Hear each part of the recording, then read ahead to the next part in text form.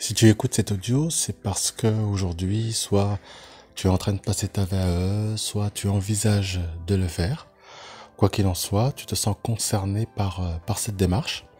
Et aujourd'hui, je voudrais aborder un sujet, en tout cas une partie de la discussion que j'ai eue avec une postulante à la VAE, qui m'expliquait que à travers sa préparation, on lui demandait donc de présenter de 3 à 8 activités.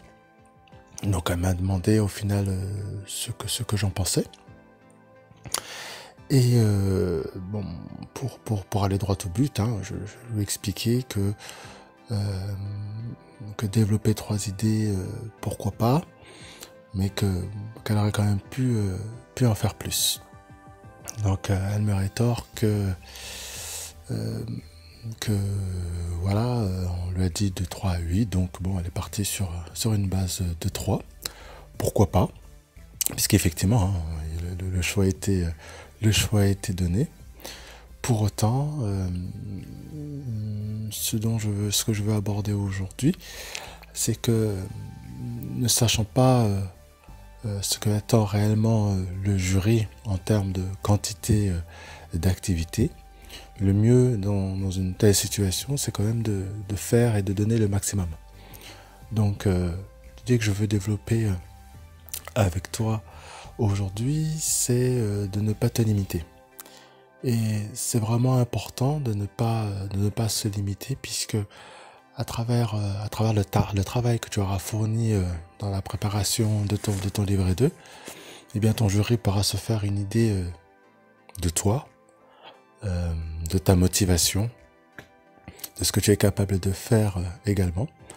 Donc ne te contente pas du minimum, donne au contraire le maximum de ta préparation. Ainsi, eh bien, tu montreras à ton jury à quel point tu es motivé pour obtenir ta VAE. Mais attention, le fait d'avoir préparé 3 activités ne veut pas dire que tu n'es pas motivé à avoir ton diplôme, hein. Je crois que j'en ai parlé déjà dans l'une de mes vidéos, où une personne devait passer donc de mémoire à un master de communication. Et ce qu'elle a fait, elle a trouvé original de préparer un book plutôt que de préparer un mémoire. Donc à travers son book, il y avait quelques illustrations qui qu'il a montré dans certaines situations en lien avec la communication. Donc je sais pas, il devait avoir 3 ou 4 pages, je sais plus. Donc elle m'a demandé mon avis. J'ai été quand même bien surpris de la démarche, puisque je l'ai quand même trouvé très très original et à l'encontre, hein, finalement, de ce qui était attendu par son jury. Et lorsque l'on regarde la finalité, elle a quand même obtenu sa VAE, donc un master de communication.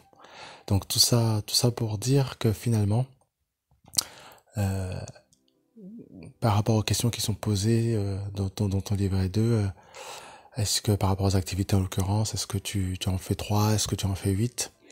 En soi, c'est vrai qu'il n'y a pas de réelle réponse. Mais l'idée que je veux vraiment faire ressortir ici, c'est que quoi qu'il en soit, prends pas de risque et donne le maximum. C'est vraiment important. Si tu veux réussir, c'est important pour toi, parce que tu te sentiras satisfait. À la différence de la personne avec qui j'échangeais, qui, même si elle reconnaît que,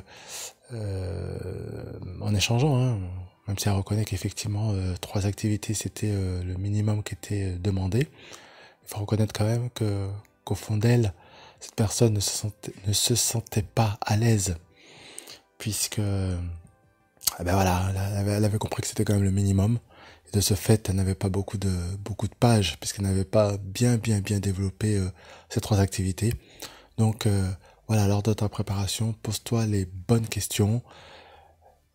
Est-ce que tu fais le minimum? Est-ce que tu fais le maximum?